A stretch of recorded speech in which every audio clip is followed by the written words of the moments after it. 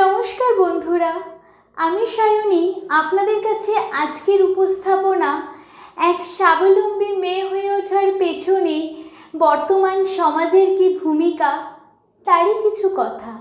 মেয়েরা আজ স্বাবলম্বী হোক এই সমাজ চায় না, চায় শুধু মেয়েরা পরিণত হোক হাতের বানানো পুতুলে। যেমন ইচ্ছা নাচাবো আমি নিজের চাহিদা মতো, দিনের শেষে পড়ে থাকবে তুমি পুরুষের পদতলেতে।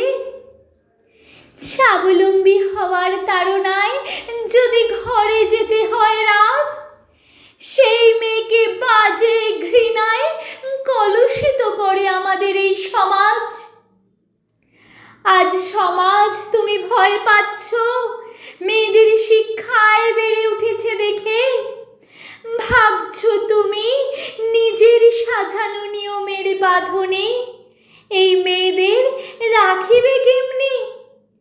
মনে করো হে সমাজ, তুমি তো জন্ম দিয়েছ রামমোহন আর বিদ্যাসাগরকে।